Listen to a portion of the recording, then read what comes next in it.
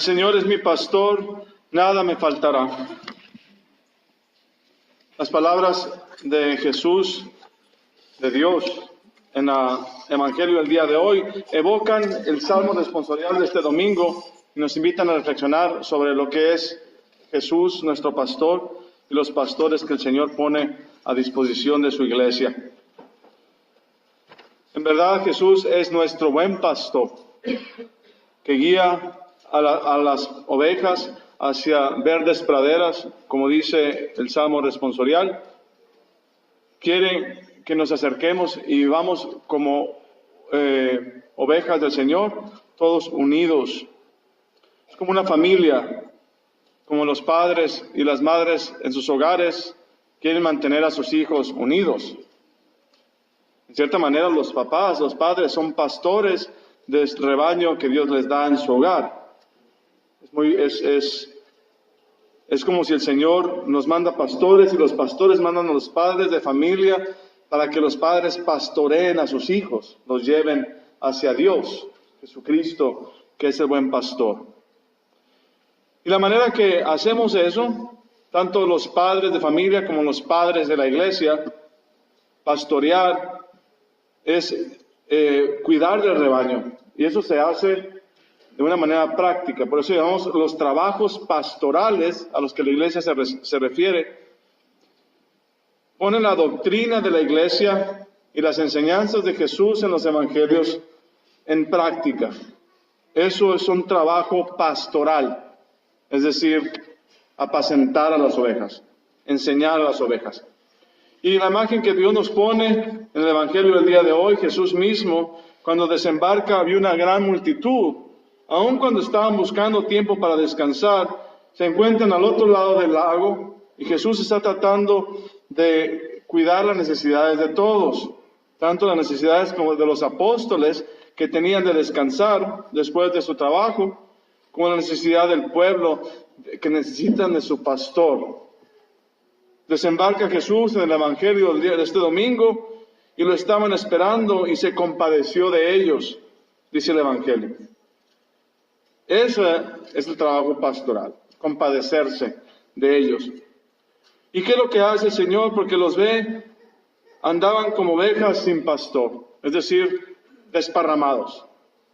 Lo que quiere hacer el Señor es juntar el rebaño. Por tendencia, el rebaño se quiere desparramar. Pero en el Señor lo que quiere es unir. Lo mismo que una familia. Los padres de familia no quieren los hijos desparramados, quieren que los hijos se unan. El sentimiento de cualquier padre, de cualquier madre, es tratar de mantener a la familia unida. ¿Y qué es lo que hace el Señor?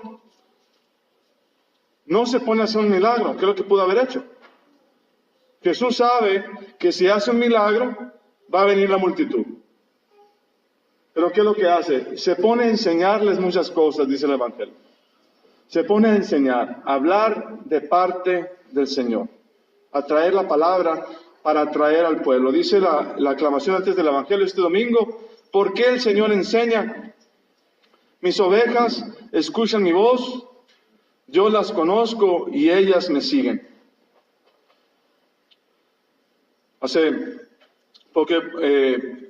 Vi un video de un pastor que está llamando a las ovejas, ¿no? Y está en un campo lleno de ovejas y un pastor le quiere mostrar a la persona que está filmando cómo les llama, ¿no? Y manda a otras gentes que hagan ruido y las ovejas no hacen caso, ¿no? Ni siquiera se mueven, están comiendo como si no existiera. Y les tratan de llamar y no vienen las ovejas. Pero va el pastor de esas ovejas y empieza a hacer un ruido. Les empieza a llamar como está acostumbrado a llamarlas. No lo puedo hacer el ruido porque no sé. No, pero es parecido a los sonidos que uno hace con los perros de uno, ¿no? No, es muy ridículo, pero uno lo hace con los perros, ¿no? Por lo menos yo. Hablamos a mis perros de una manera diferente, pero los perros me conocen. Pero este pastor se pone a hablarle a sus ovejas y las ovejas inmediatamente voltearon la cabeza y ya vienen todas hacia el pastor. ¿Por qué? Porque reconocen la voz del pastor. Reconocen la voz y ellas vienen. Es algo natural, un instinto natural de las ovejas. El Señor está diciendo que hay que escuchar la voz del Señor y seguirlo a Él. Los pastores, en plural, no el buen pastor que es Jesucristo, pero los pastores, nosotros, tenemos como responsabilidad prestar nuestra voz para que la voz de Jesucristo hable al pueblo y tratar de unificar al pueblo hacia Jesús, el buen pastor, de la misma manera. Porque queremos llevar al pueblo a que se acerque a Jesús, que encuentre a Jesús. Y el pueblo a veces sigue, a veces no sigue. Pero Jesús no se da por vencido. Jesús continúa haciendo la invitación y Jesús continúa llamándonos. ¿Cómo es que lo hace? Nos dice en el Salmo 23 su manera de hacerlo. Llama y las ovejas escuchan. Me unges la cabeza con perfume. Algo sucede cuando los pastores están cuidando las ovejas, esto lo leí también hace poco,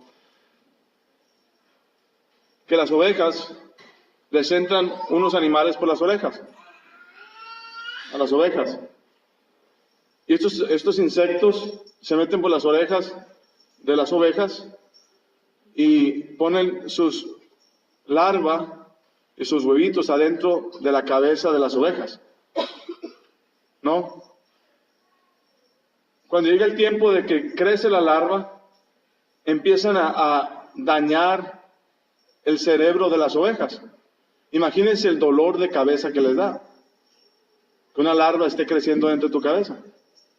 Y las ovejas empiezan a golpearse contra el piso, contra las piedras, contra los árboles. Empiezan a golpearse en la cabeza y en ocasiones pueden hasta matarse a sí mismas, tratando de huir del dolor que traen, ¿no?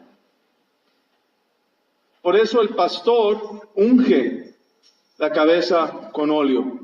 Me unge la cabeza con perfume.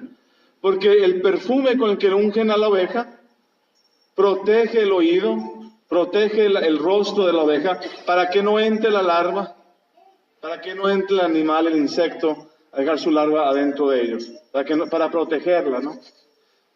De esa manera, me gusta la analogía para pensar en los sacramentos por los cuales la iglesia nos unge. Son como protección para no dejar que la larva entre a nosotros y destruirnos. La manera que el enemigo trabaja, dice el Papa Benedicto reflexionando sobre el pasaje de este domingo, dice que el enemigo lo que quiere hacer es destruir las obras de Dios.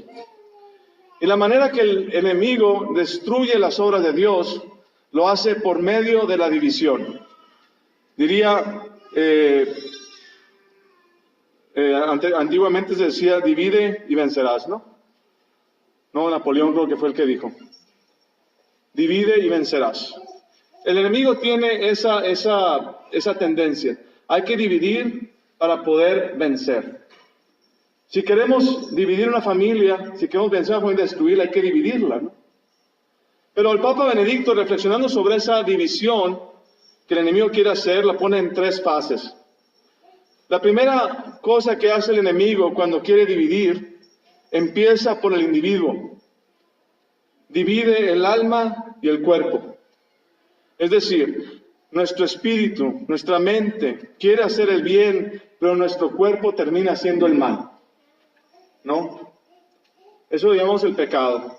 Cualquier cosa que separe el cuerpo del alma, que haga una incongruencia, es pecado. El sacramento de la reconciliación nos une otra vez en esa división interna, el pecado. El Papa Benedicto dice que la segunda manera en que el enemigo pone la división es entre el individuo y Dios. Hacernos pensar que estamos muy lejos de Dios. Hacernos pensar que estamos muy lejos de Dios. Y eso nos pasa muy frecuente. Que uno no va a misa por un tiempo y piensa que ya se salió. Yo antes era católico, pero no iba a misa en 30 años, ¿no? Pero simplemente es cuestión de ir a misa. Y ya, confesarse y ya está. Es muy fácil. Pero en nuestra mente creamos una división que no existe entre Dios y yo. como si Dios estuviera demasiado lejos para yo acercarme a Él.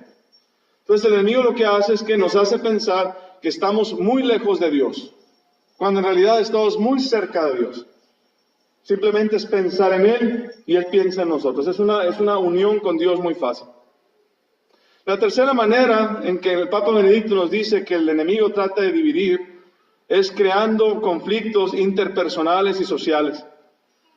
No solamente, digamos, en una familia, en una iglesia, en una parroquia, también sucede divisiones en países, cuando las personas se ponen, lo que le dicen en inglés, labels, creando grupos, ustedes versus nosotros, como si estuviéramos enemigos unos de otros, con fronteras artificiales que no existen, ya sean de raza, de religión, de diferentes puntos de vista.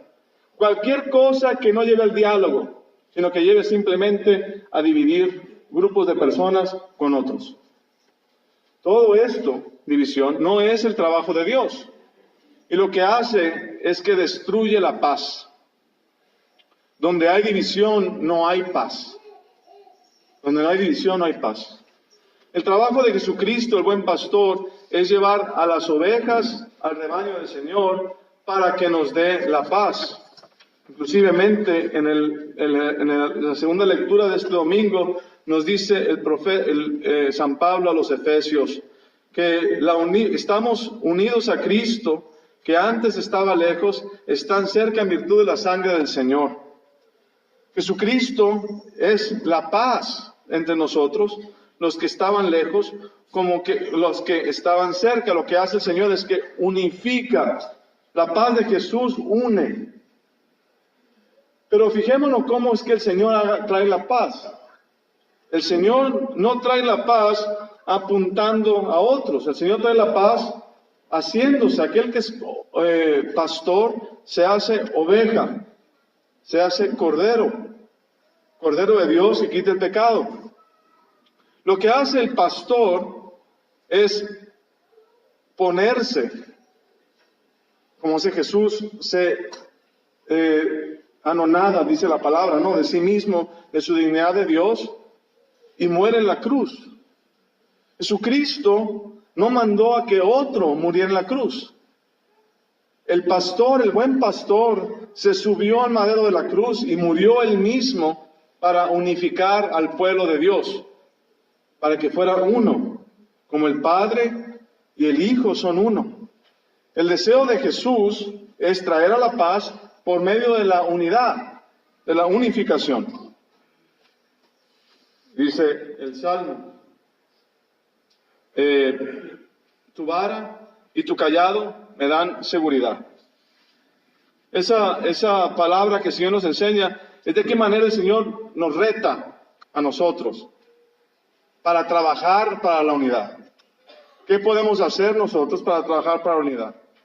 Tanto en nuestras familias como en nuestras comunidades. ¿Cómo ser fuente de unidad entre nosotros y entre la iglesia? No es un trabajo fácil. Es un trabajo fácil porque las ovejas cuando se pierden por una razón, ¿no? Cuando se enoja una oveja, se va por allá porque algo vio por allá. La oveja no se fue porque no le gustaba aquí, es porque vio allá, a lo mejor, como dicen, estaba más verde el pasto de aquel lado y se fue para allá. Lo que hace el pastor es que tiene que ir a corretearla. ¿Se acuerdan de las 99, no? Tiene que ir a buscar a la oveja perdida. Pero ¿qué si la oveja perdida no quiere volver? ¿Qué hace el pastor? Esta imagen de Jesús, que lo ven en algunas de las casas, ¿no? En nuestros hogares, que viene Jesús de buen pastor y que trae una oveja en los hombros. No, si se fijan, la oveja está amarrada. Viene a fuerzas. ¿No? Y es una parte de pastorear que no nos gusta. ¿No? Si la oveja quiere andar por allá y el pastor va por ella, como los niños a veces no quieren venir. ¿No? Los papás, ¿qué tienen que hacer? Los papás pastorean de una manera similar a un párroco de una iglesia. Yo los veo, les digo con ustedes. A veces un papá o una mamá le dice a sus hijos, no te juntes con este o con aquel. ¿Pero por qué? Si es muy buena persona. Obedéceme. Yo te digo, porque yo sé. Y entra la rebeldía, ¿no? Un espíritu rebelde, que es muy común de los adolescentes, ¿no? Pero es que hay una sabiduría entre los papás y las mamás que saben, y muchas veces los papás y las mamás no pueden decir, se quedan callados, y el papá y la mamá simplemente dicen, porque soy tu padre, porque soy tu madre, y es todo lo que dicen, ¿no? Porque está invocando una autoridad mayor. ¿Y se tiene que hacer todo lo que tú dices? Sí. Y luego dice, ¿no? Cuando te vayas y hagas tu casa con tus hijos, haz lo que quieras. ¿No? Pero mientras estás aquí, eso no como Mario Aguilar, ¿no? Pero mientras estás aquí, aquí tienes que hacer las cosas como digo yo. ¿No? Eso es común de una familia, pero también es común de una parroquia. En ocasiones el párroco tiene que decir, esto es lo que vamos a hacer. ¿Por qué? Por el bien. Si uno dijera, está tratando de maltratar a las ovejas, pero está tratando de traerlas a Jesús, a un solo rebaño. Sobre todo cuando uno, como párroco, ve que el rebaño se empieza a agarrar por su lado. Tiene uno como obligación de tratar de traer al rebaño junto. Y ese proceso no es muy bonito. No es muy bonito. Por ejemplo, si alguien me dice, padre, yo tengo un problema con la doctrina de la iglesia sobre el purgatorio y el infierno. A mí no me gusta la enseñanza de la iglesia sobre el purgatorio y el infierno. ¿Por qué no habla nomás del cielo, padre?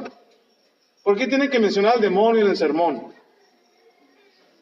Porque es que me ofende, padre, cuando habla del infierno. Hay gente que me ha dicho eso. Les diría mentiras, pues.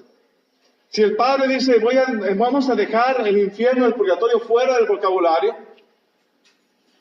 y pensamos que no existe, para empezar pierdo mi trabajo porque no tengo nada que hacer aquí. Si no hay otro lugar más que el cielo, pues estamos perdiendo el tiempo, cada quien empaque y vámonos. Pero si hay la posibilidad de que el alma se vaya a perder, uno tiene la responsabilidad de sacarla de cualquier hoyo que se encuentre para traerla al seguido del Señor. Es una obligación, si no sería negligencia.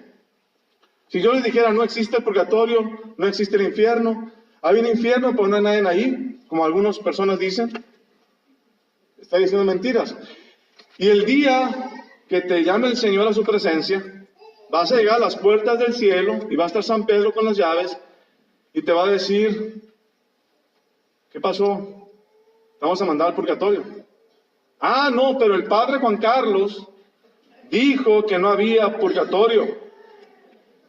No, me van a echar la culpa a mí. Y San Pedro va a decir, pues vete al purgatorio y le preguntas a él por qué está. ¿No? Ahí lo mandé por decir mentiras. Sería negligencia pastoral. Así como un médico tiene que tomar decisiones y tiene que tomar decisiones para curar un alma, así un sacerdote tiene que tomar decisiones para tratar de salvarla.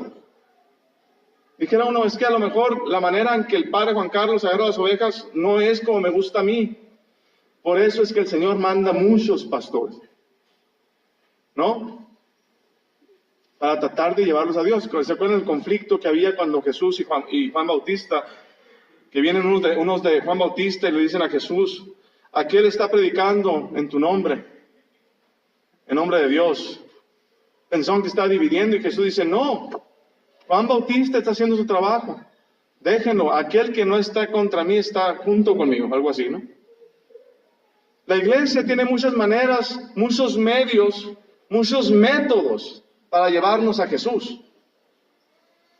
Y en esos métodos son tan variados, se puede uno, entre el Papa Francisco y el Papa Benedicto y el Papa Juan Pablo II hay una gran diferencia. Pero todos nos llevan a Cristo, a un solo Cristo. Y como ovejas del Señor vamos todos para allá. Así como ustedes tienen pastor o pastores, la iglesia también nos da a nosotros pastores. Para mí es el obispo, el colegio de obispos. Entonces le pedimos al Señor que haga de todos un solo rebaño. Cuando Jesús instituye la iglesia, no instituyó iglesias. Es un solo cuerpo. En el credo decimos, la iglesia que es una, santa, católica y apostólica. No decimos las iglesias que son muchas, algunas son santas, otras no son tan santas, unas más católicas que otras. Es una, santa, católica y apostólica. Las últimas 2 semanas en la liturgia eucarística he estado rezando por la unidad de la iglesia. El Señor nos mandó un pastor nuevo, un obispo nuevo. Cuando llega un obispo nuevo, siempre tiembla, ¿no? Porque el báculo del obispo cae. Entonces hay que orar mucho por nuestro obispo. En el nombre del Padre, del Hijo y del Espíritu Santo.